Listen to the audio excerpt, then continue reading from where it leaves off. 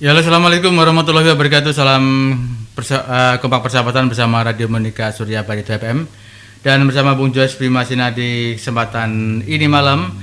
Dan untuk rekan-rekan mohon maaf ada gangguan teknis tadi dan juga adanya jaringan yang terganggu sehingga agak terlambat untuk acara talkshow kita malam hari ini. Dan untuk rekan-rekan di mana saja Anda berada, saya ucapkan salam kompak persahabatan. Kita talkshow malam hari ini. Dan tema dari talkshow malam hari ini saya sampaikan untuk Anda yaitu bagaimana langkah-langkah pemerintah Kabupaten Barito Timur menghadapi akhir tahun anggaran 2020. Di ujung telepon saya akan sapa. Halo, selamat malam. Assalamualaikum, salam sejahtera Bung Badowo. Oh, assalamualaikum. Salam sejahtera, salam sehat semua. Oke, baik. Oke, terima kasih Bung Badowo. Walaupun sambil ada kesibukan silakan untuk standby. Bung Paul, selamat malam Bung Paul. Selamat malam Pak, salam sehat semuanya. Oke, baik Bung Paul, terima kasih banyak. Ini walaupun ada di Ambasad ini ya, dan untuk suara tetap bagus. Bung Yandi, selamat malam Bung Yandi. Malam juga senior Pak Badawo, kemudian sahabat saya Bung Paul. Selamat malam Bung. Selamat malam juga para pemirsa radio dan selamat malam Bung Jos. Tetap baik, sehat, salam sehat. Oke, baik, terima kasih, selamat malam. Dan saya ucapkan selamat malam untuk rekan-rekan pendengar Radio Monika Surya FM di mana saja Anda berada. Yang pasti malam hari ini kita hadir untuk memberikan informasi kepada Anda berkaitan dengan apapun yang bersifat informasi. Oke, baik. Di ujung telepon sudah saya sapa satu persatu Bung Paul, Bung Badowo, Bung Yandi, dan tema malam hari ini saya akan sampaikan bahwasanya temanya adalah bagaimana langkah-langkah Pemkab Barito Timur dalam menghadapi akhir tahun anggaran 2020 ini. Nah, sekarang banyak hal tentunya kita juga tahu sendiri bagaimana mungkin daerah lain, kabupaten lain dalam rangka akhir tahun. Dan tentunya kali ini akan saya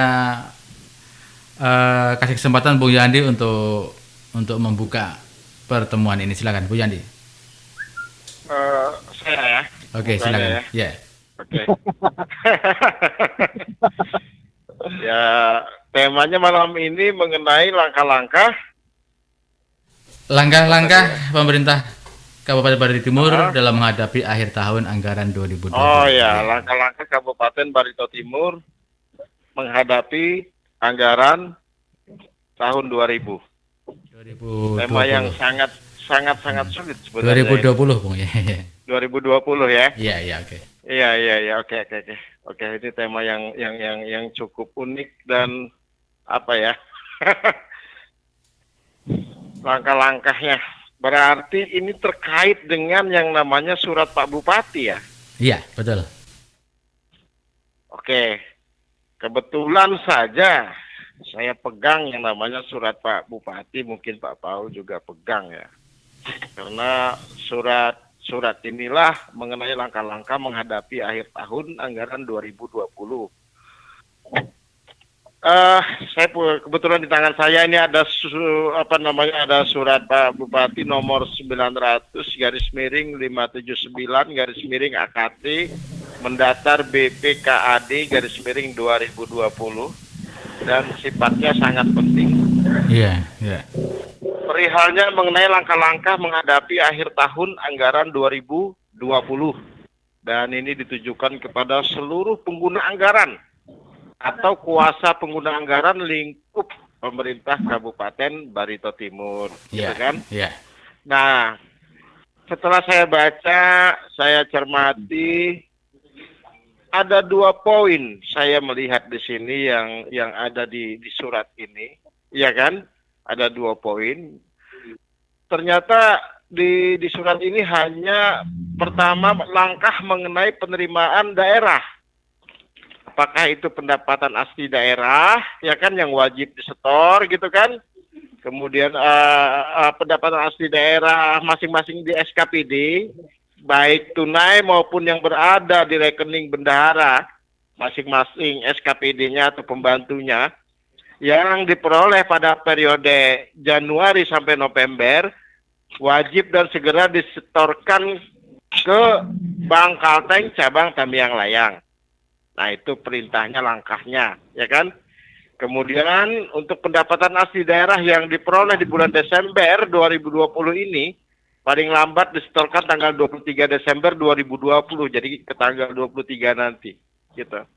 Kemudian pendapatan bunga dari sumber dana BOS, dana kapitasi JKN dan dana BLUD tidak disetorkan ke Bank Kalteng, tapi akan diakumulasikan dalam pendapatan masing-masing sumber dana. Tapi tidak disetorkan ke RKUD ya berarti ya.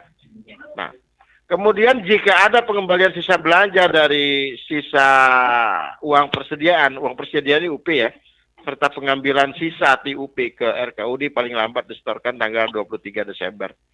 Kemudian seluruh rekening bank yang mengatasnamakan jabatan maupun institusi per 23 Desember itu wajib bersaldo nol, termasuk penyelesaian pajak yang masih ada dalam rekening bank SKPD. Jadi harus dikosongkan semua, gitu kan? Kemudian poin 2-nya hanya membahas masalah pengeluaran daerah. Pengeluaran daerah ini terkait tanggal terakhir SPD LS. Itu tanggal 15 Desember, itu yang kita sering, ya kan? Pengeluaran daerah nanti batasnya tanggal 15 Desember, gitu kan? Kemudian tanggal terakhir penerbitan SPD LS, barang dan jasa, itu tanggal 15 Desember juga. Nah, kemudian untuk SPD LS yang bersumber dari DAK, itu tanggal 15 juga terakhirnya. Kemudian penginputan SPJ, PU, dan GU nihil paling lambat tanggal 23 Desember 2023. Nah, itu langkah-langkah hanya 2 poin yang kita dapatkan di strategi menjelang akhir tahun. Menjelang akhir tahun ya. Ini langkah-langkah yang ditandatangani pada tanggal 23 Oktober yang lalu. 23 Oktober 2020. Artinya begini. Kalau kita mencermati surat ini, apa ya? Kalau boleh saya katakan, ini adalah fase yang paling krusial di 3 bulan terakhir. Fase paling krusial. Artinya surat tadi muncul di bulan Oktober ya. Oktober, November, Desember. Begitu kan? Adalah bagaimana penyerapan anggaran dan pelaksanaan program kerja pemerintah itu bisa efektif, efisien, akuntabel, tepat jumlah dan tepat waktu, dan tepat sasaran sampai ke finishnya di akhir tahun anggaran. Dan ini adalah PR yang sebelumnya apabila belum terselesaikan, ya kan? Ini harus diwujudkan di 3 bulan terakhir ini. Di 3 bulan terakhir ini. Nah, kenapa kemarin dikebut yang namanya perubahan anggaran, gitu kan? Dikebut dimulai di bulan Agustus, kemudian tertunda sampai ke kemana ya? Hampir ke September ya, gitu kan? Nah. Tapi yang anehnya seharusnya di dalam langkah-langkah ini memuat strategi yang boleh dikatakan bagaimana agar pelaksanaan anggaran yang masih tersisa ini dapat dimaksimalkan. Di dalam langkah-langkah ini saya tidak melihat, gitu. Saya tidak melihat. Justru yang saya lihat hanya dua poin yang ada. Pertama itu adalah bagaimana penerimaan, ya kan? Yang kedua bagaimana pengeluaran dan bagaimana pengembaliannya, semua di situ. Nah, ini yang jadi tanda pertanyaan yang besar, ya kan, bagi kita semua.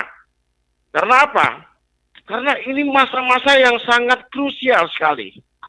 Seharusnya saya pikir surat ini akan bisa memuat misalnya, ya kan, strateginya, misal ini ya, mempercepat pelaksanaan program, kegiatan, gitu kan.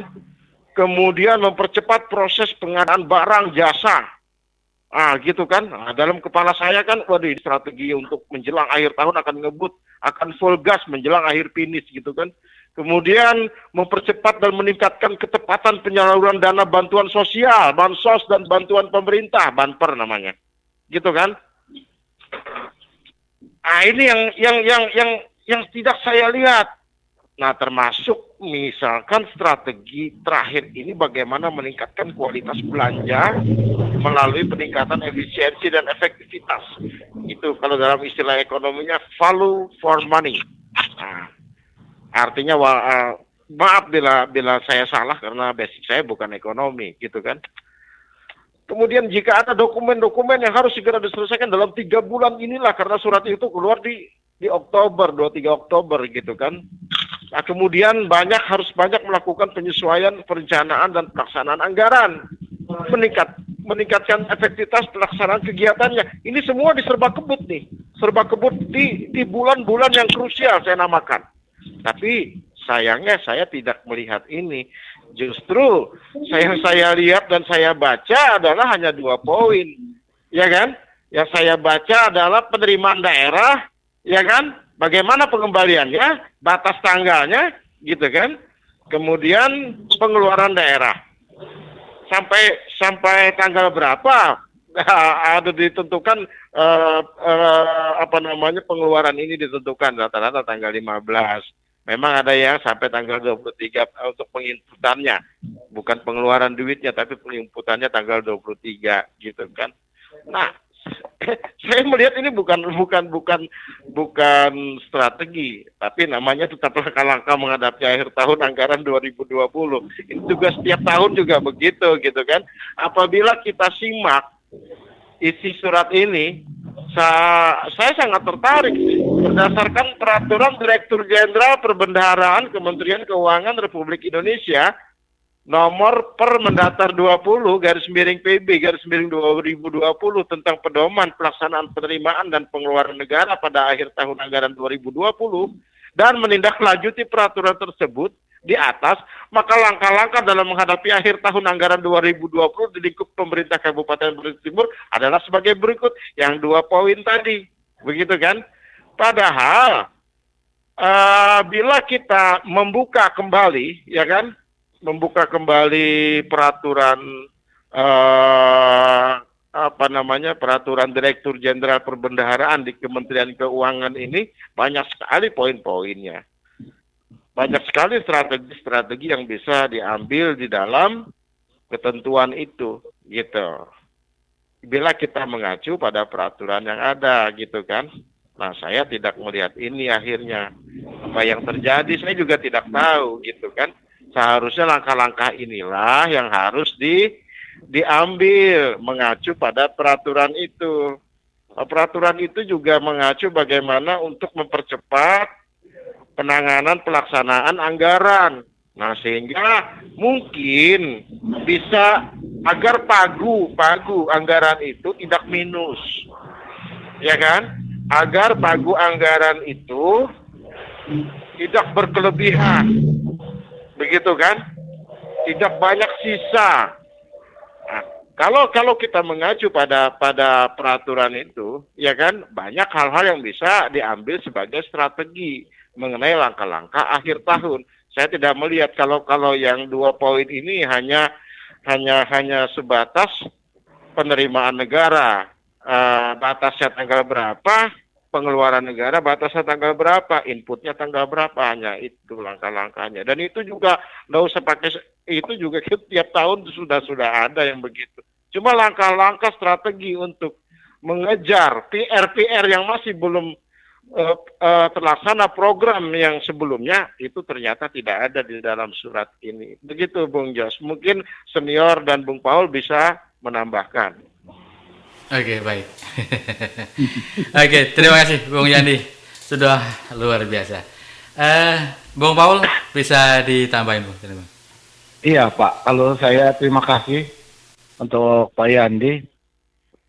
Lalu saya hanya melihatnya nih, saya teringat kembali waktu kita ada acara dulu di televisi, yaitu kita berpacu dalam melodi. Oh iya, berpacu dalam melodi. Iya. Ini luar biasa nih Pak ya. Semua kita sudah masuk gigi 4 semua, ya. Semua kita masuk gigi 4. Seharusnya gigi 5 ini Pak. Oh, gigi 5 ya. Seharusnya personeling 5 ini sudah ini. Ya. Maksudnya sudah ini. Gigi 4 langsung kita angkat gas dikit masuk gigi 5 lagi. Masuk gigi 5 ini harusnya ini.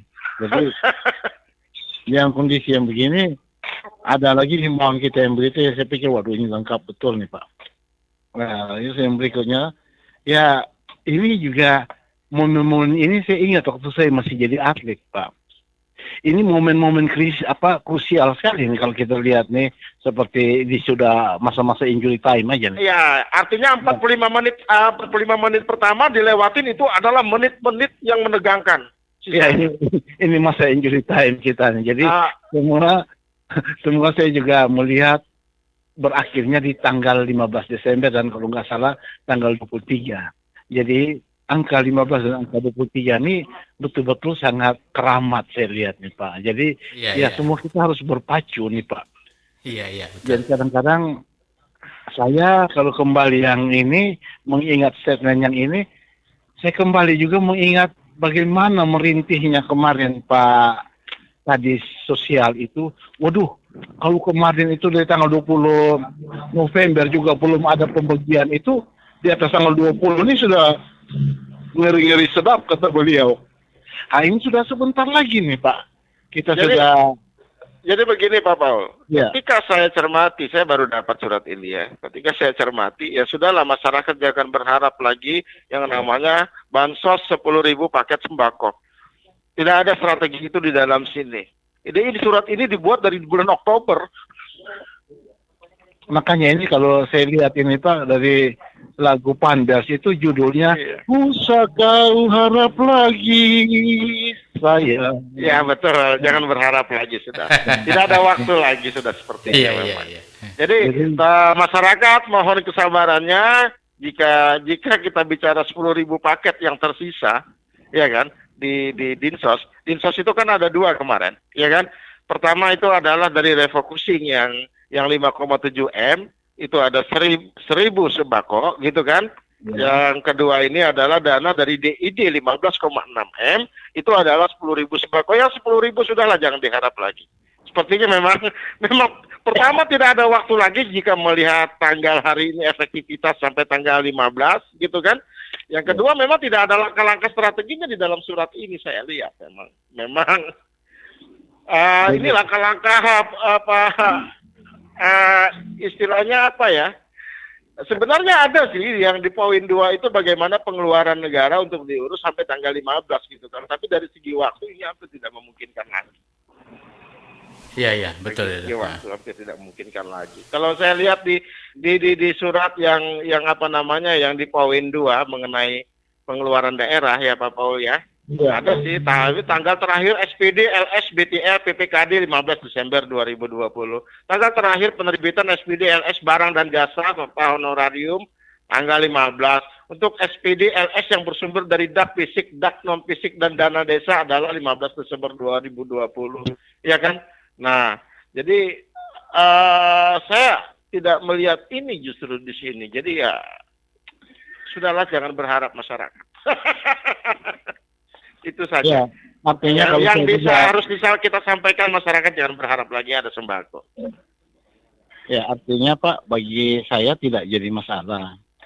Saya hanya menyesalkan saja hal ini diutarakan di dalam RDP, Pak. Ya, artinya kalau memang itu tidak jadi, ya mohonlah diklarifikasi. Apakah kami ini salah dengar? Karena ini sudah terucap loh, Pak. Ini sudah terucap. Dan kita mendengar itu. Kita tunggu sikap DPRD berarti ini ya. Ya. Ini juga dari DPR juga harus ada tanggung jawab moralnya di situ. Jadi kita sudah dengar di rumah rakyat hal yang begitu. Kalau memang tidak jadi, nggak masalah Pak. Tapi minimal kan harus ada klarifikasi. Jadi kita semua tuh biar jelas. Oh, kami nggak kasih, kami memang nggak ada dana. Kan habis begitu Pak. Jangan kita masyarakat jadi H2C Pak. Kalau persoalan dana kemarin sudah disebutkan oleh Kepala BPKAD jelas sekali bahwa kita dapat suntikan dana untuk dari dana insentif daerah itu 15,6 M dan dari 15,6 M itu yang kita ketahui angkanya untuk Batus adalah 2,7 M. Justru angka lain kita masih belum tahu buat apa gitu. Kurang lebihnya. Tapi kita minta tanggapan senior kita Pak Badawa gimana ya Pak Paul ya. Iya, kita kan hadir di waktu itu. Ini kan harus kita pertanyakan sebagai masyarakat. karena hal ini sudah terucapkan dan itu semua jelas Pak, terang benderang kita dengar. Jadi biar masyarakat itu jangan lagi H2C Pak, harap-harap cemas. Oh, H2C Ya. itu harap-harap cemas ya. Kalau H2O karbon dioksida ya. Ya. Jadi mungkin biar itu. Jadi kita biar jelas begitu. Karena apa yang kita dapatkan nih Pak, itu semua di rumah rakyat Pak. Dan acara kita tuh resmi loh Pak. Diawali Resmi. dari Indonesia Raya Pak. Resmi Masih di ada RDPU kita dibuka dengan lagu Indonesia Raya kata Pak Paul dengan semangatnya, ya kan? Oh, kita begitu semangat, ya kan? Dan kita mendapatkan angka-angka itu di hari itu. Setelah berbulan-bulan kita mencari ya, angka-angka itu ketemunya di hari itu semua. Bagi saya kalau memang itu tidak jadi, oke lah kita anggap tidak masalah. Tapi harus ada penjelasan susulan Pak. Jadi jangan sampai itu ucapan-ucapan itu menyesatkan. Kesian masyarakat kita semua dengar gitu. Ya kami ini kan hanya bertanya. Kalau ada monggo, kalau nggak ada juga nggak apa-apa. Iya. Tapi ya sikap DPR juga harus bisa jelas karena ini dia bicara di rumah DPR loh, di rumah rakyat itu. Iya. Betul. Nah, jadi kalau misalnya kalau kita bahasa kasar ini, jangankan rakyat DPR aja dikibulin juga gimana sih? Nah kan Iya. begitu Jadi, bahasa kasar. sebagai tambahan hari itu infonya, Kepala BKD juga menyatakan bahwa akan ada asesmen di bulan-bulan dekat ini setelah RDPU ya kan, asesmen ya kan, dan akan dilaksanakan secara profesional, kapabilitas dan baik gitu kan. Itu kan didengar oleh kita semua ya waktu itu kan. Iya. Dan itu saya juga sempat nyelutuk ya, kalau nggak jadi apalagi yang menjadi alasan. Apa ini kewenangan Pak Bupati lagi kan, waktu itu saya nyelutuk gitu kan. Nah gitu kan, jadi saya ditatap waktu itu gitu kan. Nah, Jadi saya akhirnya menemukan lagi di internet penundaan asesmen itu. Ini juga bulan-bulan terakhir daerah lain sudah banyak melakukan asesmen dan Iya. pelantikan daerah kita ini. Apa ya kata Pak Cilik Iya. kemarin malam ya, harus ada asesmen katanya. Asesmen nah sekarang kalau memang tidak ada asesmen, harus ada asesmen, kenapa dilaksanakan itu satu, ya kan? Iya. Kalau alasannya bahwa ini menunggu peraturan yang lainnya, daerah lain emang tidak menunggu, Iya. ya kan? Sama. Jadi mau pakai alasan apa, kan begitu? Coba kita sekali-sekali tanya apakah sudah ada laporan penundaan ini ke provinsi nanti ya. Kita juga akan tanyakan ini nanti. Saya kan pernah nanyakan masalah persoalan sekda kemarin kan di provinsi kan, persoalan rekom yang sudah bersiuran gosipnya di masyarakat ya, akhirnya saya juga temukan data itu benar rekom itu sudah keluar gitu kan. Iya, iya.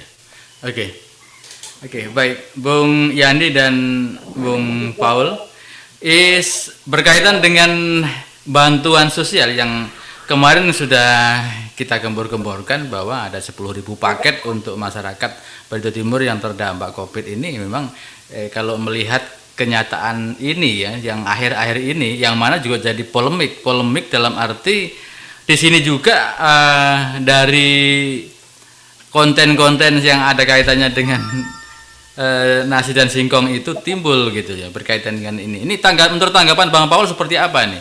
Ini juga yang jadi masalahnya Bung Paul, yang ujung tombaknya dari bansos yang sampai sekarang belum terlaksana ini. Bung Paul, silakan. ya artinya bagaimana Pak ya? Saya jadi duduk santuk, berdiri pun santuk kalau gini. Iya. Jadi kayak buah si malakama juga. Iya. Dimakan ibu mati, nggak dimakan bapak mati. Mati, iya betul. Nah, kalau kita berbicara begini, mungkin nanti ada sebagian orang menyatakan bahwa ini merupakan upaya pembusukan dari daerah kita. Tapi kalau kita bicara yang sebenarnya, ada juga yang tidak terima. Iya. Nah, ini hal yang, kalau menurut saya sih hal yang wajar. Karena kita di negara demokratis, Pak. Tapi dengan adanya janji demi janji, apakah kita sudah seperti lagu-lagu dulu? Ini janji, Tinggal janji, ini ya. tinggal janji. Sudah kayak di antisisa saja kita nih, Pak. Iya, Jadi, iya. ya, kalau memang ada ya, kenapa enggak? Tapi kalau memang enggak ada, kami perlu penjelasan dong, Pak. Kalau memang itu memang nggak ada, penjelasan aja sih. Jadi kita paham, Pak. Dan ini Bung Pak, Paul kalau yang dampak sampai masyarakat makan singkong itu, Pak. Itu Dan- fakta loh, Pak. Kalau memang itu fakta, kenapa kita mau mengaku diri sebagai orang yang orang sehat, orang punya? Kalau memang kita nggak punya, apa yang salah, Pak? Dan ini Apa Bung, yang kita makan singkong itu kita terhina? Pertanyaannya. iya, Kan nggak Bung, boleh begitu, Pak. Bung Paul. Ya. Ya, dan ini Bung Paul ya, yang berkaitan yang jadi sengketa, maksud saya yang jadi permasalahan singkong dan nasi itu sebenarnya dari sini, asal mulanya dari bansos yang 10.000 ini Bung Paul sebenarnya yang kita perjuangkan untuk bisa disalurkan kepada masyarakat. Ini pokok masalahnya yang sebenarnya itu. Nah, jadi kalau tidak terlaksana ya saya rasa jadi beban kita yang mana sampai saat ini sudah kita perjuangkan dan tidak terlaksana. Begitu Bang Paul. Saya pikir kalau hal ini, kalau masyarakat tuh tenang, jernih pikirannya, tidak ada embel-embel lain di otaknya, dia bisa pahami sendiri pada keadaan ini. Iya. Ini sudah, ini kita kan masyarakat nggak minta, Pak. Jangan kan minta, sudah dijanjikan aja masih nggak kasih. Iya. Lalu kalau sampai orang sampai makan singkong, apa salahnya? Iya. Iya. Nah itu mungkin dari saya, Pak. Terima kasih, Pak. Oke, baik, terima kasih. Mohon izin Bung Badowo sambil ngetik mungkin ya. Ini ada kaitannya dengan beberapa hal ini tadi. Sebenarnya kalau kita sudah di akhir tahun ini ya nyeri-nyeri sedap juga kata Bung Paul itu seperti itu. Bung Badowo silakan untuk waktu, silakan Bung. Terima kasih. Selamat malam semuanya. Selamat malam Bapak. Selamat malam Badowo. Cilik ada nggak ini? Pak Cilik nggak hadir, nggak tadi Putra nggak ngangkat, mungkin kesibukan ada. Hadir ya Pak Paul, Ya, kasih, Pak. Pak Andi, Ya, malam, Pak Setiawan. ya. Pak Jumudi nggak ada ya? Bang Jumudi Jumudi di kebetulan perjalanan. di perjalanan Bang. Ya, ya. Oh ya ya. Ya. Ya oke, tadi saya sudah mendengar apa yang disampaikan dan saya memang tidak pegang itu surat ya. Tetapi secara umum yang namanya anggaran akhir tahun itu, apalagi kalau ini sudah mendekat, ini kan tinggal menghitung hari. Tanggal 15 itu sudah tidak ada lagi pengeluaran ketika di segala. Seperti judul lagu. Ya, semua termasuk yang memborong kalau tidak ada penerimaan sampai tanggal 15 ini nanti, maka pembayarannya akan dialihkan ke tahun depan. Dan paling cepat itu awal April paling cepat. Bayangkan itu. Kalau pemborong-pemborong ini lambat menyelesaikan pekerjaan.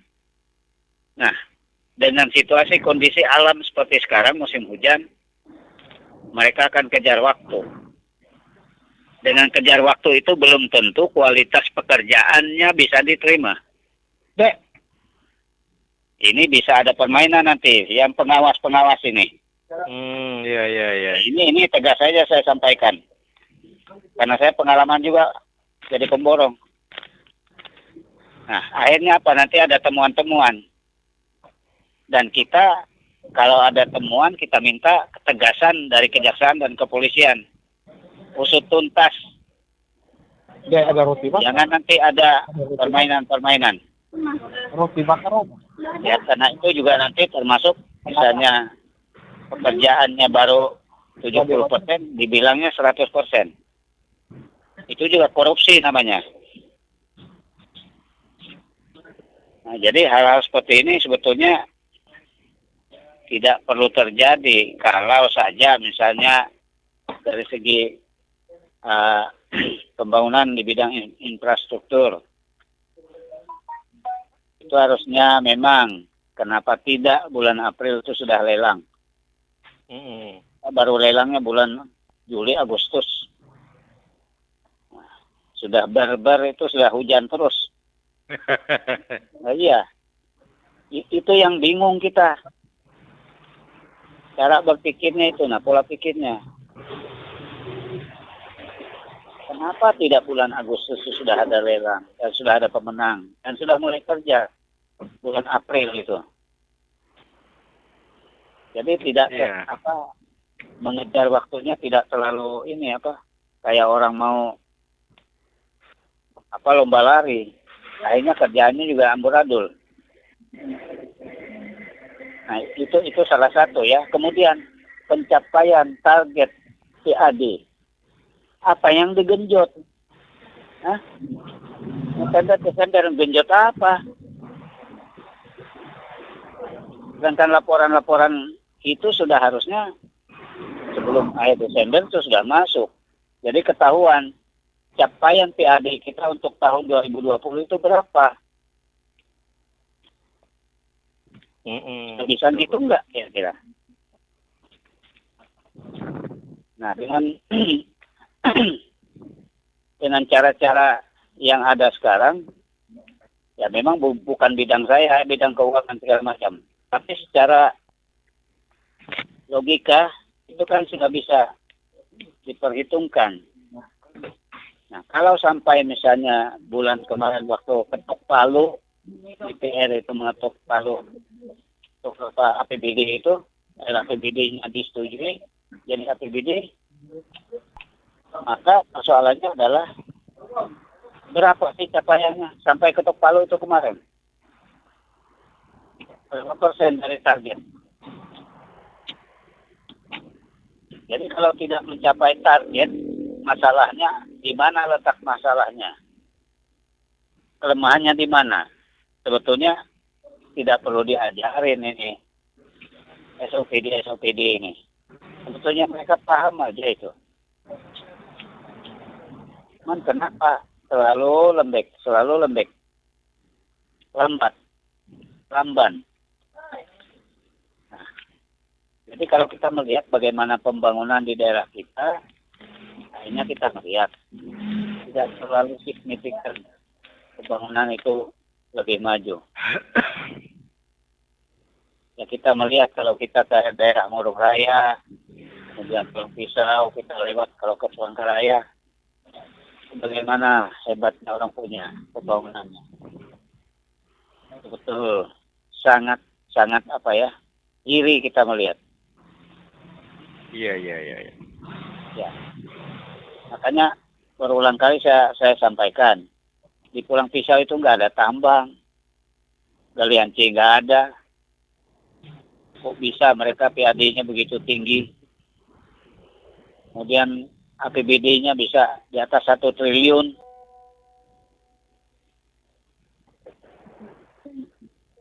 Itu perlu nanti, sayang Pak Cilik nggak ada ini. Itu perlu nanti di PRD yang membidangi pembangunan. Studi bandingnya cukup ke Pulau Pisau atau ke Murung Raya. Supaya bisa melihat bagaimana pembangunan orang punya. Kemajuannya. Dengan sumber daya alam yang sangat minim. Atau paling enggak belajar ke Penajam. Di Kaltim. Itu sama. Lahirnya juga 2 Juli itu. Penajam itu sama. Tapi lihat Penajam bagaimana mereka punya.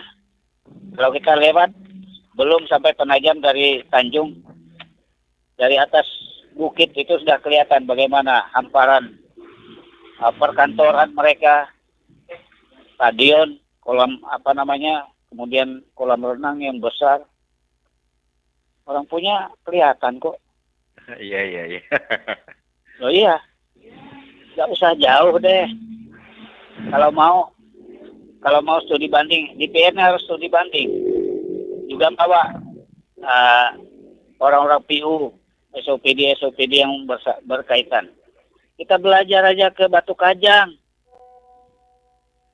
Sebelum Penajam. Batu Kajang kan kecamatan. Maka itu belajar dari kecamatan dong. Iya. Loh, lihat mereka punya jalan 2 jalur. Itu 12 kilometer. Dari ujung ke ujung. 2 jalur jalan mereka. Listrik mereka tidak pernah padam. Mereka punya genset sendiri. Iya, diesel. Masih menggunakan diesel. Diesel aja. Satu dia jalan, satu standby. Nggak pernah padam. Makanya dulu PLN ribut mau masuk. Camatnya bilang nggak usah, kami cukup diesel. Iya, lihat aja pembangunannya bagaimana. Itu Batu Kajang kecamatan ya.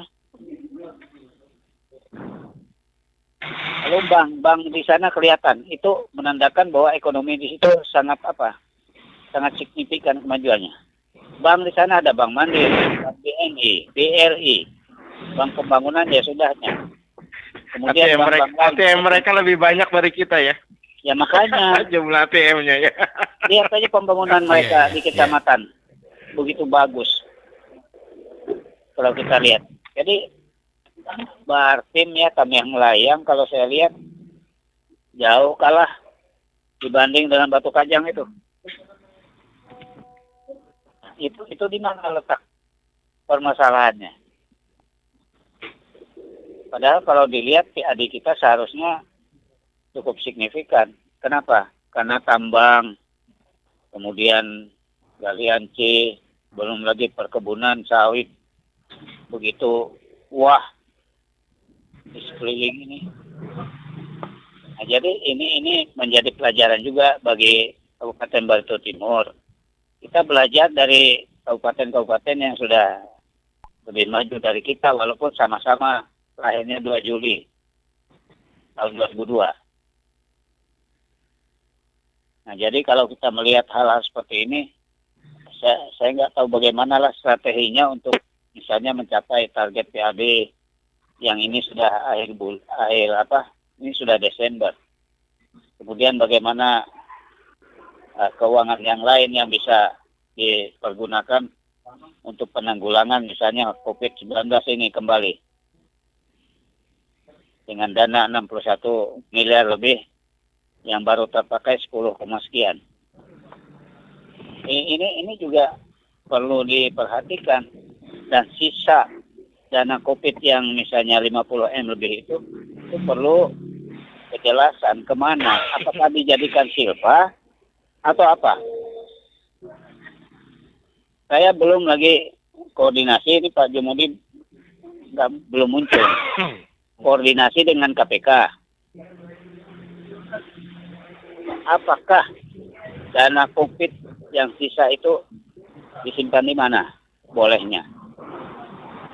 Kita belajar dari kasus-kasus, misalnya dana bansos yang melibatkan Menteri Sosial. Bagaimana pengadaan segala macam sembako segala itu betul-betul ditelisik sama KPK. Selisihnya berapa? Tadi baru di TV sudah dijelaskan. Boleh dia untung sekian persen aja. Lebih dari itu dia dianggap sudah ada permainan.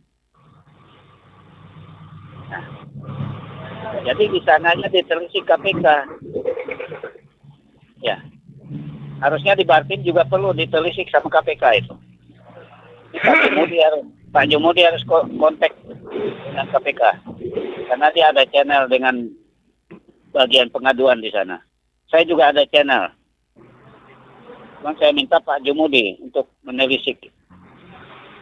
Jadi tidak ada yang dirahasiakan, harusnya dana COVID ini untuk apa, kemana, pengadaannya bagaimana, itu harus jelas, terang benderang. Jangan disembunyi-sembunyikan. Nah ini persoalan yang harus kita hadapi. Karena apa? Di pemerintahan di Barito Timur ini hal-hal yang tidak perlu dirahasiakan. Kenapa harus dirahasiakan? Nah persoalannya kalau kita bertanya misalnya pada direktur misalnya rumah sakit atau kepala dinas kesehatan, mau tidak mereka membuka data? Ini perlu ini. Kentang goreng ada? Karena data-data seperti ini diperlukan oleh masyarakat untuk mengetahui sejauh mana kinerja aparat dalam hal menanggulangi COVID-19 di Kabupaten Barito Timur. Iya. Bang Badawo, saya ada yang mau saya tanyakan ini. Mungkin ini saya bicara masalah rasa. Berkaitan dengan COVID-19 penanganan dan juga pelayanan dampak COVID-19 masalah anggaran bansos ya, bansos ya Pak. Saya merasa miris hati saya sebenarnya yang sampai saat ini yang kita perjuangkan untuk masyarakat Barito Timur yang sudah dipegang oleh Dinas Sosial berkaitan dengan penerima manfaatnya ada 10.000 paket, ternyata sembako ini ternyata tidak terlaksana. Artinya kalau sudah di musim-musim begini jelas sudah nggak mungkin terlaksana karena waktu ya Pak ya. Ini menurut Bapak apa yang mungkin Bapak rasakan ketika bansos itu memang harus masyarakat yang menerima yang terdampak COVID ini, nggak kaya nggak miskin semuanya harus kena ini. Seperti apa menurut Bapak? Ya, yang namanya terdampak itu bukan hanya orang yang pengangguran segala macam, termasuk buruh yang kena PHK itu kan terdampak juga. Nah, sekarang mereka di PHK, ada berapa ratus atau berapa ribu orang di Bartim. Nah, apa yang mereka bisa dapat ketika mereka tidak punya pekerjaan?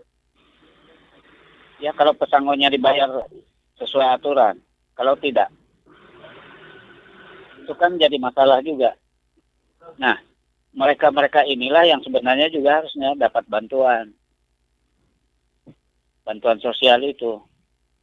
Karena dananya ada untuk penanggulangan COVID dan dampak-dampak yang terjadi.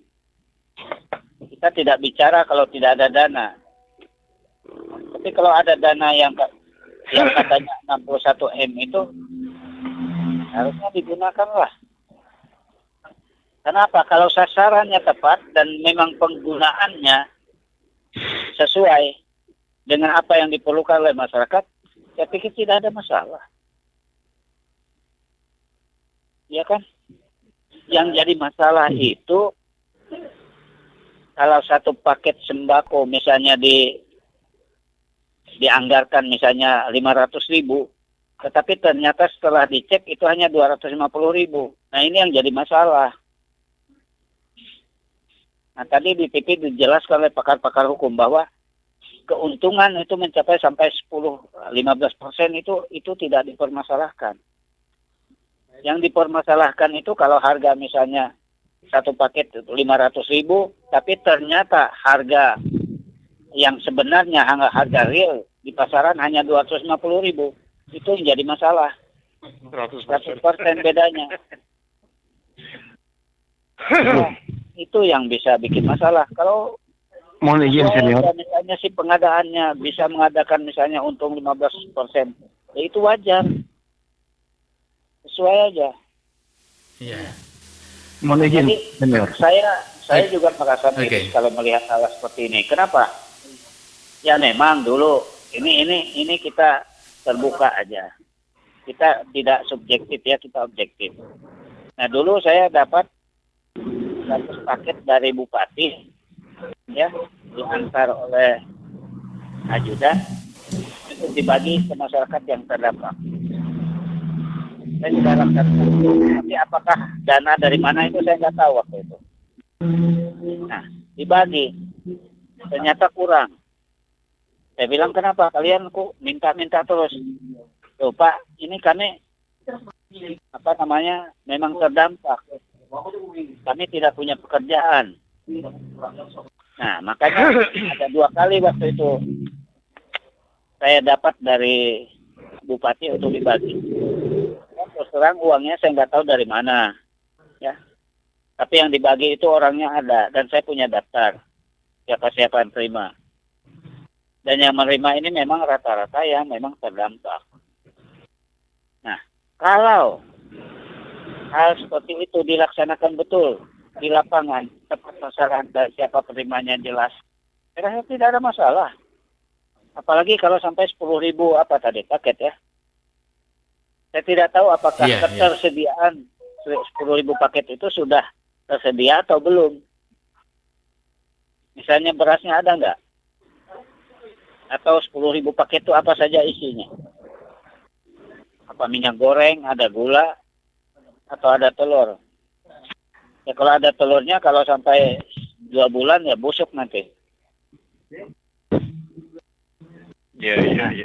Kalau perasaan Ya, saya sulit membayangkan kalau orang-orang yang tidak punya pekerjaan, janda yang tidak dapat pensiun, tapi dia hanya bisa bertani, kemudian nyadap karet, harga karet yang sekarang drop, musim hujan, belum lagi anak-anak yatim, pengangguran. Ya ini semua perlu perhatian dari pemerintah daerah melalui dinas sosial. Jadi kita cukup miris. Nah, jangan tersinggung kalau dibilang ya seperti singkong kemarin tuh. Nasi Tidak singkong. peka. Aha. Tidak peka. Ya makanya jadi dikit-dikit tersinggung. Ada masalah apa? Kok cepat tersinggung? Ya kalau kita melihat kenyataan ya kita harus akui dong. Ya, banyak masyarakat Batu Timur ini yang memang miskin. Saya nggak tahu grafik kemiskinan di Bartim ini di kantor BPS itu, Badan Pusat Statistik. Saya belum ngecek ke sana. Ini tugas-tugas wartawan juga harusnya itu buka. Nah, apakah dengan dampak COVID ini kemiskinan kemungkinan semakin meningkat ya? Nah, ini yang perlu diperhatikan juga oleh pemerintah daerah. Juga jangan hanya ABS, laporan anak buahnya asal Bapak senang diterima. Ya harusnya kayak Ahok. Kalau perlu turunlah ke kampung-kampung, ke desa-desa, dusun-dusun itu lihat. Apa sih sulitnya? Satu hari 2-3 kampung dilihatin. Ntar nanti bila kampanye senior. Jangan nunggu kampanye dong. Iya. Lucu kalau nunggu kampanye. Kalau kampanye nanti turun ke desa-desa. Sudah jadi. Ya inilah tugasnya. Sesuai janji, sesuai visi misi. Bagaimana melihat visi misi itu berhasil kalau tidak turun langsung? Kalau hanya harap laporan anak buah di meja. Rata-rata anak buah ini ABS. Dari muka. Nah, kemudian tadi ngalor ngidul tadi masalah assessment. Yang ngalor ngidul tadi kita singgung assessment. Ya, itu nyinggung ke sana assessment. Persoalannya adalah assessment itu baru diterapkan di Indonesia. Assessment itu saya sudah di assessment tahun 75. Ketika saya menjadi karyawan di sebuah perusahaan raksasa pengadaan alat berat Trakindo Utama. Saya sales representative waktu itu. Jadi kami itu setiap akhir tahun di assessment. Itu gunanya assessment. Setiap akhir tahun di assessment ini. Kalau untuk pegawai negeri ASN diterapkan seperti itu ya akhir tahun. Desember inilah sudah dilakukan assessment. Iya betul. Iya. Bukan pertengahan tahun. Akhir tahun untuk apa? Untuk menentukan dia ini masih mampu tidak pada jabatan yang ada sekarang untuk tahun depan. Kami dulu gitu. Jadi begini senior, ya kan? Ya. Waktu DRDP kemarin itu keterangan BKD bahwa kita akan ada assessment. Wah, itu Kapan? DRDPU itu. Gitu kan? Ya, bukan. Asesmennya kapan? Desember memang Desember. Cuman Akan. tapi yang membuat kita kaget adalah munculnya surat penundaan seleksi terbuka dan kompetitif yang alasannya penundaan itu, ya kan? Karena belum selesainya proses sinkronisasi dan integrasi tahapan seleksi dengan sistem aplikasi sistem informasi jabatan pimpinan tinggi gitu. Ini di Komisi Aparatur Sipil Negara, berarti yang Jakarta kan, KSN atau Banjarbaru apa Jakarta saya kurang tahu ini, ya kan? Kemudian alasan keduanya proses tahapannya itu akan diumumkan kembali setelah proses tahapan sinkronisasi dan integrasi ini selesai. Yang saya bingung ini kok daerah lain sudah melakukan itu, gitu ya kan? Daerah-daerah lain sudah melakukan itu, kenapa kita belum gitu kan? Yang aneh lagi nih, Senior, yang aneh bagi saya, walaupun secara aturan memang saya tidak menemukan boleh tidaknya ya, tapi kan kebanyakan asesmen di lingkungan di lingkungan pemerintahan itu kan, apalagi ini menyangkut asesmen pejabat tinggi Pratama, itu kan ketuanya biasanya sekda. Iya. Nah, kalau di sini yang saya baca, saya juga ada pegang suratnya ditandatangani tanggal 13 November, masih November tanda tangannya, ya kan? Panitia seleksi terbuka dan kompetitif pengisian jabatan pimpinan tinggi Pratama Kabupaten Barito Timur, Ketua Pak Panahan Mohtar SMSI. Berarti kan yang di assessment dengan ketua panitianya sejajar, yang menyeleksinya juga sejajar, yang ujinya juga sejajar. Kan jeruk makan jeruk itu. Jadi agak bingung juga kita ini. Nanti dia mengasesmen dirinya sendiri nanti. Nah, kalau misalkan beliau ikut asesmen gimana ceritanya gitu. Jadi saya agak bingung juga di sini kan. Tapi memang saya tidak bisa berkata lebih jauh boleh tidaknya gitu kan. Boleh atau tidaknya. Tapi rata-rata yang saya temukan, saya cermati begitu saya melihat ini, saya buka seluruh Indonesia, siapa sih ketuanya? Semua rata-rata sekda atau pejabat sekda. Nah, harus dong sekda. Kenapa? Karena dia adalah bosnya ASN. Bosnya ASN yang paling tinggi. Iya, orang nomor satu ASN-nya gitu nomor kan. Satu ASN. Ya, sewajarnya memang sekda. Nah, akhirnya jadi pertanyaan, kenapa bukan sekda? Nah, gitu kan. Karena memang kalau mengambil satu keputusan yang sifatnya mengikat sekda, kalau itu PLT memang nggak boleh. Iya, betul. Tapi untuk asesmen saya rasa boleh-boleh saja, karena asesmen ini kan ada semacam panitia juga. Iya, kalau asesmen kan persoalan internal ASN, ya kan? Iya. Masih menyangkut karir, prestasi yang ada di internal ASN, gitu kan? Dan dia tidak bukan keputusan itu, karena itu adalah hasil penilaian. Beda dengan keputusan yang bersifat kebijakan. Betul. Nah, penilaian ini bukan kebijakan, ini adalah faktual. Ya, jadi saya kembali ke zaman kami dulu, yang namanya asesmen itu memang itu manajemen dari luar, bukan dari Indonesia, dari luar negeri, khususnya Amerika. Jadi yang kita khawatirkan kan begini, yang kita khawatirkan gitu kan, ketika ada calon dari daerah lain mengikuti asesmen, boleh kan dari daerah lain ikut asesmen gitu kan? Nah, artinya ikut loh. Mereka jadi bertanya-tanya, kok bukan sekda kan begitu? Ya makanya. Mungkin maksudnya nanti jadi sekda, Bung. Oh gitu. Kalau itu di luar jangkauan saya, Bung Paul. Kalau itu di luar jangkauan saya. Ya karena apa ya? Karena yang diusulkan untuk sekda kan ada 3 kemarin. Iya. Ya, Pak Rijal, Panahan Mutar, sama Pransila. Jadi 3 orang ini yang dikirim ke gubernur. Nah, nyatanya tidak sinkron yang diinginkan bupati dengan yang diinginkan gubernur lain. Iya. Nah, jadi akhirnya ngambang. Ya akhirnya kan yang muncul di masyarakat banyak pendapat dan opini. Masyarakat akhirnya beropini sendiri-sendiri. Oh tinggi rekom, oh tinggi hasil asesmen. Saya jadi bingung. Yang diminta bakso dikasih gado-gado. Iya. Sudah diadakan seleksi, fit and proper test, kemudian psikotes, itu sudah dilaksanakan tahapan-tahapan. Ya menghasilkan 3 orang ini. Dan 3 orang ini kan dikirim ke gubernur. Lalu gubernurlah yang memilih. Siapa kira-kira? Karena semuanya lolos.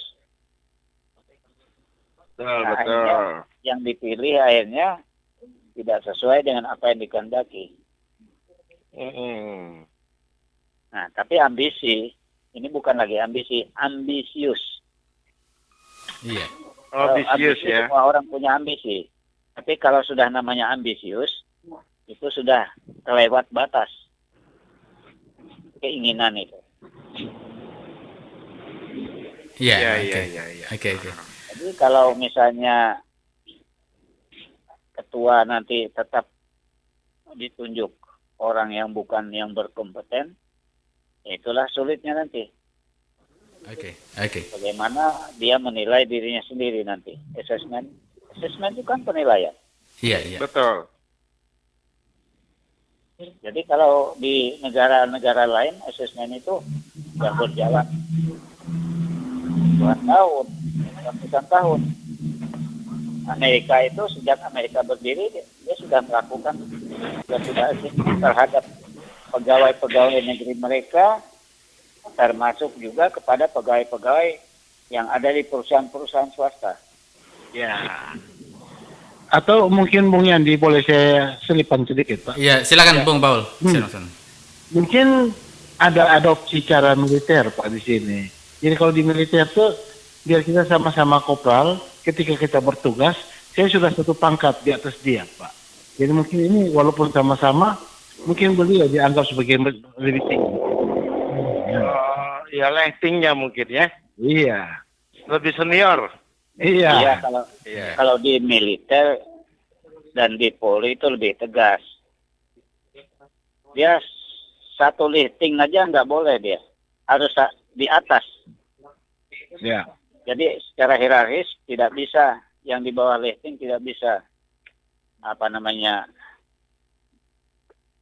naik kalau dia masih ada yang di atas dia. Tapi sama juga di pegawai di ASN kan ada DUK, Iya, Duk. ya. Tapi ada anekdot, Pak, nih, senior. Itu Ada sebenarnya- anekdotnya begini, senior. Orang bilang, ini Bartim, Bung. ya. Anekdotnya ini Bartim ya. Ya, ini Bartim, Bung. Iya. Ya itulah makanya kita bicara ini Bartim, betul itu. Maksudnya kalau Bartim itu lain Duknya ya, Pak ya? Mungkin lain. Jadi ada plesetan memang yang beredar banyak di lingkungan ASN sendiri, bahkan masyarakat.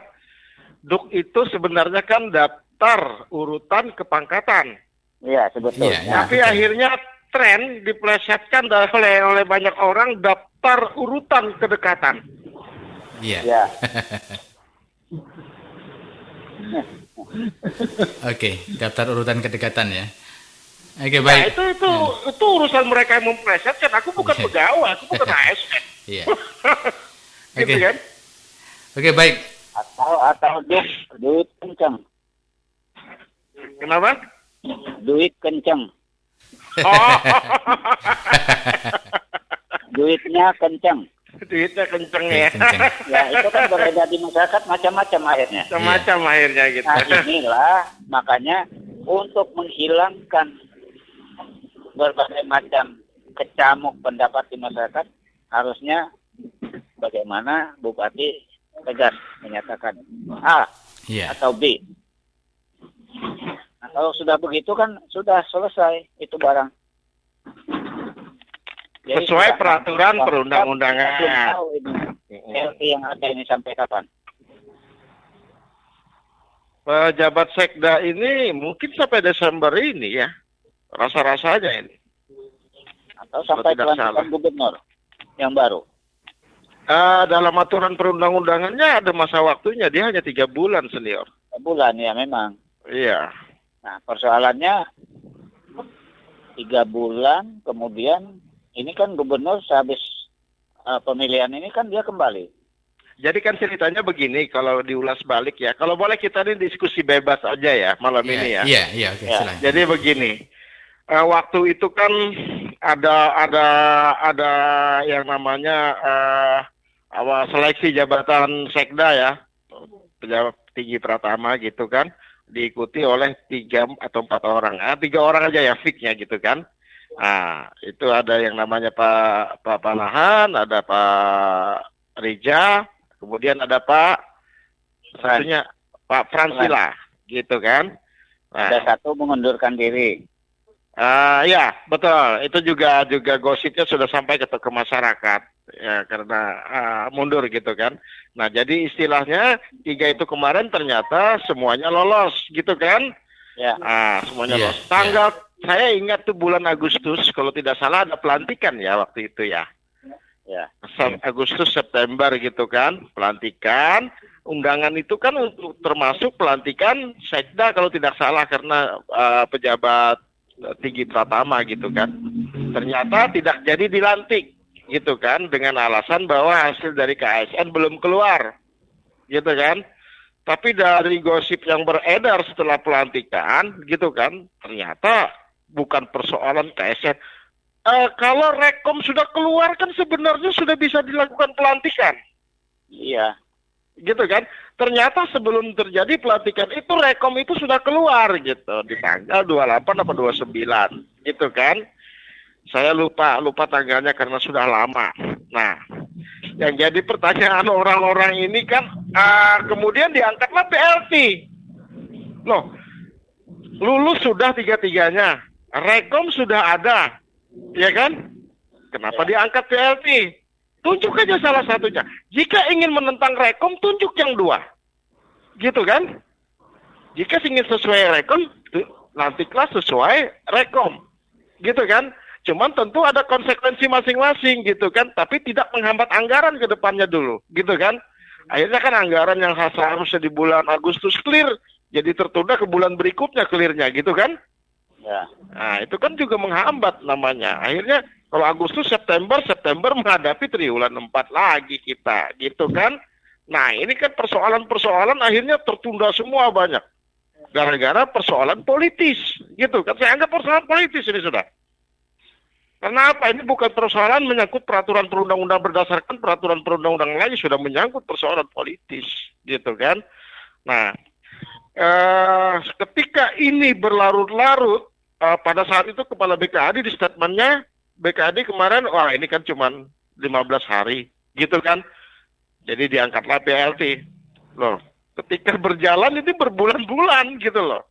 Nah akhirnya diambillah keputusan dari atas, provinsi, diturunkanlah pejabat dari provinsi, gitu kan. Nah seharusnya kalau menurut urutannya, dari pejabat definitif pensiun, diserah terimakan ke PLH, ya kan? PLH itu berapa 7 hari ya? 7 hari kemudian dalam proses selanjutnya kalau sudah selesai ya kan Jabatan. di jabatan definitif. Tapi kalau belum selesai diangkatlah pejabat sekda selama 3 bulan. Begitu kan? Nah, ini PLT bertahan di ruang waktu pejabat sekda pertama. Pejabat sekda yang pertama diangkat ini kan yang memang dipilih oleh Pak Bupati seharusnya. Begitu kan? Bukan dari provinsi. Gitu kan? Tapi berdasarkan konsultasi dengan gubernur tentu saja gitu kan. Tapi orangnya dari kabupaten gitu kan. Nah, berjalan berbulan-bulan PLT, akhirnya apa yang terjadi? Ya kan? Kita juga sudah ingatkan akan terjadi nanti seperti yang terjadi pasal 235 kalau saya tidak ingat undang-undang Pemda ya. Akan ada penunjukan langsung dari gubernur untuk pejabat sekda karena itu hak dia ketika hampir memasuki 3 bulan kedua. Bila ini belum selesai kan begitu. Nah, akhirnya apa yang terjadi? Sesuai prediksi kita, datanglah pejabat dari provinsi kan begitu. Ya. Nah inilah yang akhirnya menjadi apa namanya, kita sebenarnya kan langkah-langkahnya di aturan perundang-undangan itu udah jelas gitu loh, udah jelas. Tapi kenapa ini dilangkahin gitu? Yeah. Yang kita aneh dari PLT langsung pejabat sekda provinsi yang turun gitu. Padahal ada 3 orang yang sudah lulus asesmen, bahkan ada rekom. Tapi kita tahu ini jalan tengah akhirnya dari sebuah hasil politik gitu kan. Saya bilang kenapa ini keputusan politik karena ini memang sudah mengindahkan aturan main dari awal sudah kelihatan itu kan, gitu. Jadi akhirnya timbullah sebuah pengiriman pejabat dari provinsi gitu kan. Nah, pertanyaannya memang inilah keanehan kita, ya kan? Buka saja peraturan apapun di dalam peraturan perundang-undangan saya sudah cari-cari. Ini saat ini kita yang paling aneh gitu loh. Kita yang paling aneh. Nah, ya kita tunggu saja begitu selesainya pejabat definitif Sekda ini, apa yang dilakukan lagi gitu kan. Nah inilah supaya tidak terjadi keanehan lagi bagaimana kan begitu. Supaya tidak terjadi keanehan lagi. Kurang lebihnya kan begitu Bu, senior ya. Iya, iya. Nah inilah ilustrasi bila kita lihat dari awal kembali. Iya. Sebenarnya kan sudah selesai semua proses. Dan 3 orang yang lolos ini kan itu dilakukan prosesnya di Universitas Palangkaraya. Bekerja sama dengan Universitas Gajah Mada. Jadi bukan main-main. Iya, iya. Yang melakukan ujian dan lain sebagainya ini ada 2 universitas. Nah kemudian hasilnya ketiganya lolos. Iya betul. Nah ketiganya lolos itu kan disampaikan ke bupati. Inilah 3 orang yang dikirim kemarin lolos semua ini. 3 orang. Nah, Itu kalau seandainya lalu bupati seharusnya mengirim kembali ke gubernur. Nah, kalau yang dipilih itu apa yang dikehendaki bupati si A si B, nah itu harus ada semacam nota. Dan harusnya bupati langsung yang berbicara dengan gubernur. betul. Persoalan kemarin itu bupati tidak bertemu dengan gubernur tapi menyampaikan melalui surat. Inilah artinya 3 orang ini dikembalikan ke provinsi. Nah, dengan demikian maka gubernur mengambil satu sikap. Ini yang saya pilih. Di luar kehendaknya jadinya. Dan kebetulan yang dipilih adalah Insinyur Rijal. Nah, setelah dikirim ke kabupaten, ternyata nggak sesuai. Nggak sesuai. Iya, iya. Ya, sesuai. Akhirnya terjadilah kemelut ini. Nah, persoalan, kalau memang ada kemauan untuk memilih si A atau si B, ya itu aja dikirim namanya. Kenapa sih? Jangan 3-tiganya dikirim. Iya kan? Betul. Iya, iya. Betul. Atau dari awal aja. Hanya yang mendaftar 4, yang 1 mengundurkan diri, sisa 3. Nah, sisa 3 ini diperas lagi supaya muncul siapa yang dikehendaki. Jadi yang dikirim ke gubernur itu cukup satu nama. Oh iya. Saya paham. Aku paham senior. Mungkin begini maksudnya. Ini kalau aku jadi bupati, ya kan? Yang 3 ini aku panggil aja dulu. Ya, aku panggil. Anggap saja aku jadi bupati. Aku panggil ya. Bupati radio. Orang-orang yang ikut asesmen ini gitu kan. Aku pengen ini, yang 2 tolong bantu. Nanti persoalan tetek bengeknya yang ini yang akan mengganti atur sini ya kan, tapi aku yang inginkan untuk sekda tahun ini adalah A, B, C. A yang saya tunjuk misalnya, ya kan? Selesai di situ. Pasti selesai di situ. Ya harusnya memang gitu. Pasti selesai. Tapi karena 3-tiganya dikirim ke sana, itu berarti kan gubernur punya hak prerogatif. Ya, artinya karena mereka tidak ada rambu itu, 3-tiganya mengikuti sampai batas akhir, kemudian baru disuruh mundur, ya tanggung. Ya, makanya lalu dipilih lah. Dipilih lah oleh gubernur. Apalagi ini adalah jabatan terakhir ASN, kan begitu. Ya. Bagi Pak Pransila mungkin, saya masih muda, ya kan? Iya, masih muda ya. Saya masih panjang, ya kan? Udahlah. Daripada itu, tapi bagi yang lain kan belum tentu. Waduh, ini masa-masa terakhir saya juga dipertaruhkan di sini kan, bisa jadi begitu loh ya. Dan Bisa jadi yakin, begitu. Ya, saya yakin sesudah pemilihan tanggal 9 ini, kalau 02 itu tetap bertahan, saya yakin Januari atau Februari itu pasti ditetapkan sekda. Wah, itu kemungkinan kalau kelamaan itu. kalau bupati tidak sepakat, pelantikannya bisa di Palangkaraya, di provinsi. Memang ada aturan itu memang. Gubernur ada. Dan itu Lalu pernah siapa? terjadi di Sulawesi. Siapa yang mau dilantik kira-kira tuh senior? Biar jelas saja kita. Ya, saya pikir ya karena kemarin Pak Rijal rekomendasinya, saya pikir ya Pak Rijal yang di ini. Oh begitu. Iya. Jadi Bung kita Paul, ikutin anunya Bung aja. Paul, ya Iya. kan? Karena rekomendasi dari gubernur kan itu yang di ini. Kita juga harus jelaskan melalui radio ini tidak ada hak prerogatif itu. Iya. Hah? Jangan ada beranggapan bahwa itu hak prerogatif bupati. Buka aturannya, mas, tunjukkan sama kita di mana hak Bukan prerogatif. bupati. Gitu kan? Prerogatifnya ada di gubernur. Nah, Kenapa? Karena ternyata bupati juga tidak menetapkan si A atau si B. Maka otomatis kewenangannya adalah kewenangan gubernur. karena Iya. hak Gubernur prerogatif. tidak masa gubernur menunjuk tiga-tiganya? Nggak mungkin Iya, kan? iya. Pasti Artinya- satu. Ya, betul.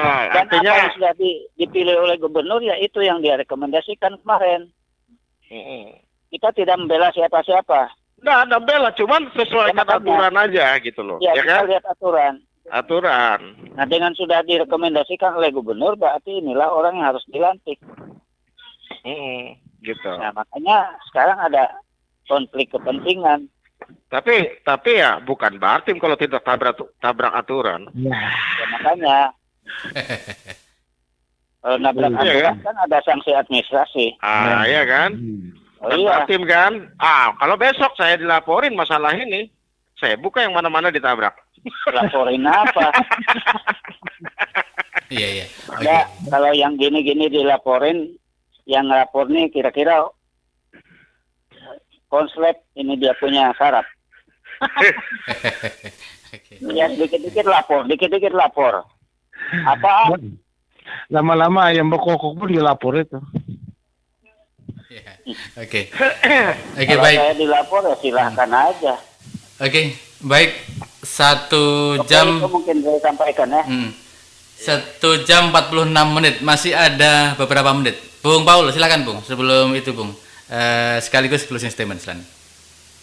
Ya artinya di menit-menit akhir begini Pak, saya mengharapkan sebagai seorang pemain bola Pak, akan tercipta suatu gol yang diawali dengan kerjasama yang baik Pak.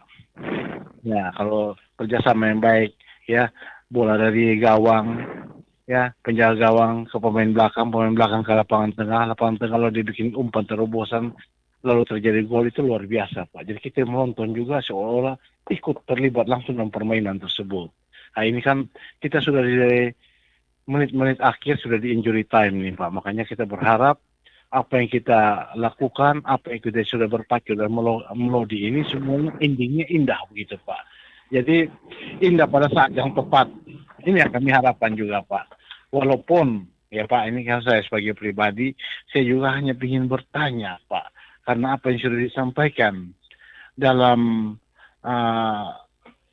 RDPU sebagai ajang kita saling mendengarkan aspirasi itu, seandainya, ini saya selalu berandai-andainya, seandainya Pak itu gagal Pak, lalu bagaimana Pak? Ya, artinya baik kami yang rakyat kecil maupun anggota dewan yang terhormat juga ikut dikibulin itu Pak. Jadi harapan saya cukuplah rakyat kita yang kecil ini, kalau memang terjadi begini-demikian, biarlah kami. Jangan menyeret-nyeret anggota dewan yang terhormat juga yang ikut tertipu di situ. Hanya ikut terlena secara sejenak. Jadi statement saya begini, kalau memang in the last minute, di menit-menit akhir ini kita masih bisa ciptakan sesuatu yang bagus, kita ciptakan gol yang indah, ya lakukanlah. Tapi dengan hal yang indah dan tidak menyakiti lawan. Artinya kalau memang itu satu kekeliruan, kalau memang nggak ada, oh ya, berhubung karena ini, maka dengan ini apa yang pernah kita ucapkan dalam RDP kita cabut. Demikian laporan saya. Selamat malam, Pak. Oke, Begitu, baik. kan? Oke, terima kasih Bung Paul.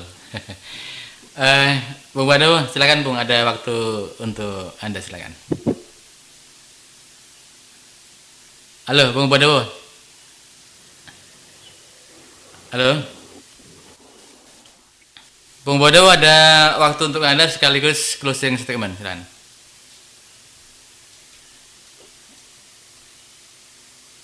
Pak Bado masih ada ya? Ngumping lagi ke belakang tuh Pak. Oke, baik. Bung Yandi, Bung Badowo masih bisa mendengar, Bung Badowo?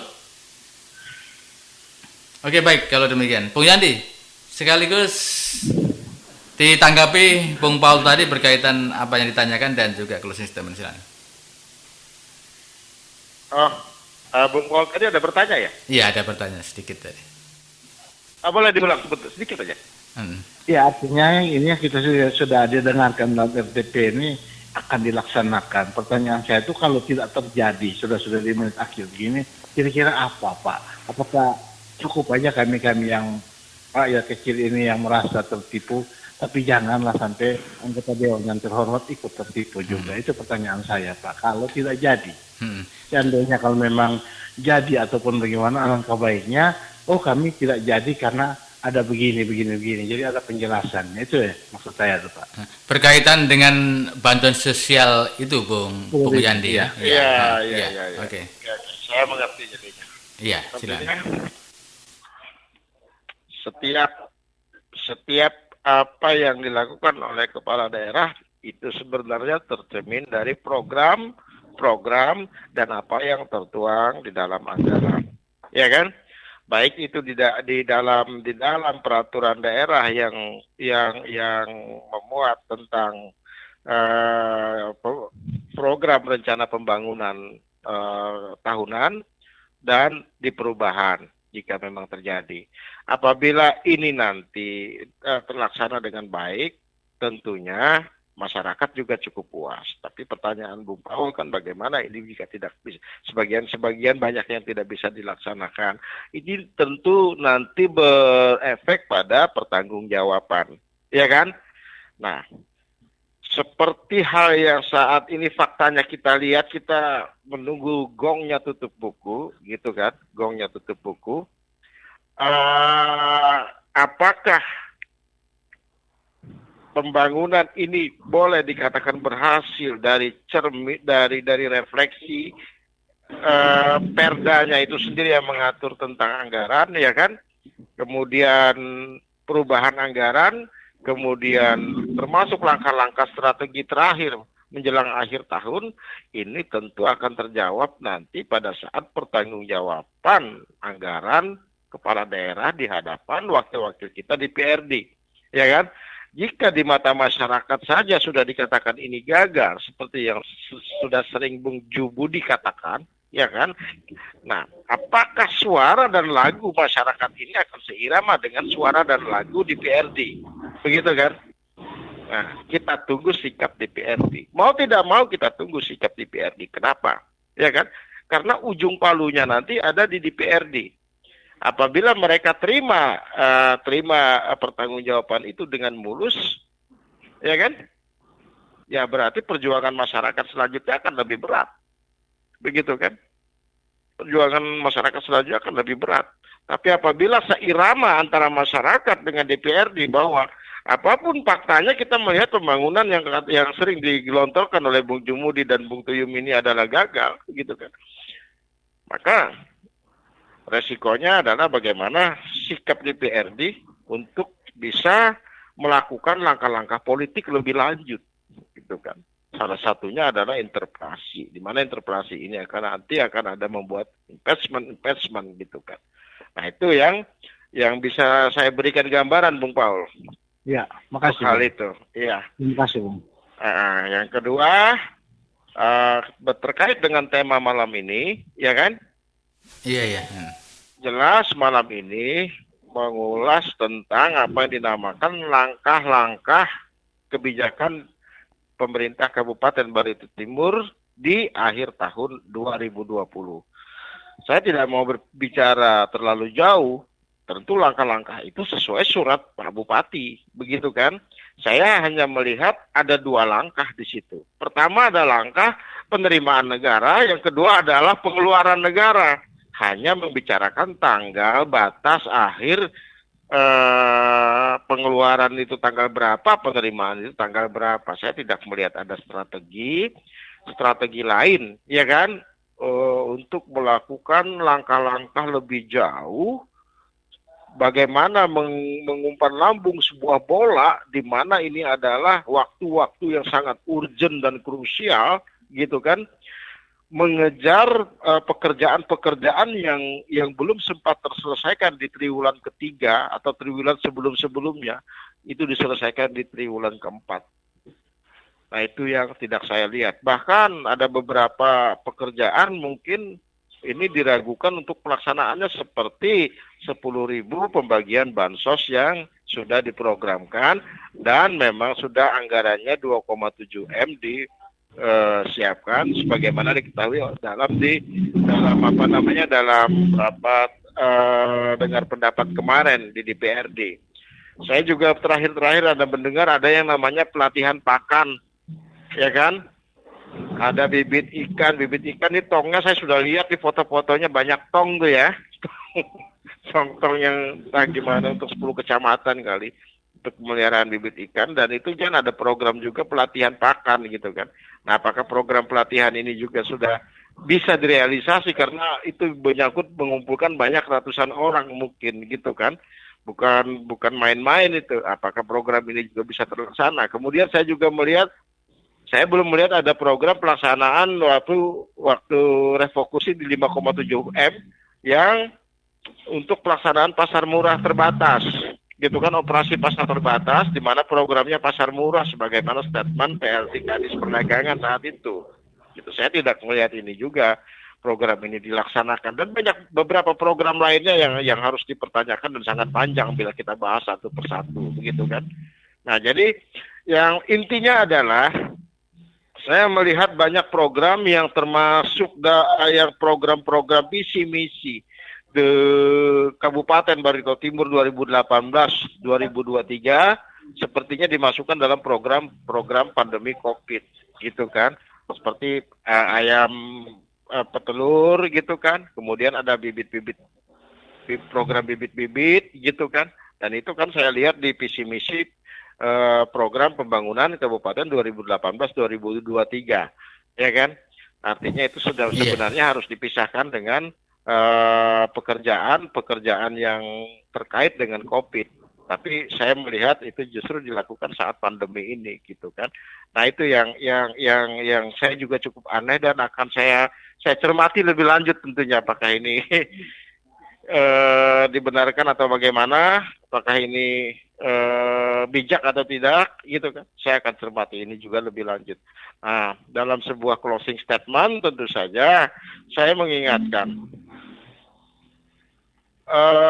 seorang pemimpin itu dihargai, disegani dan dihormati bukan karena kewenangan dan kekuasaan yang dimilikinya, melainkan kapabilitas yang diwujudkannya dalam kinerja yang teruji.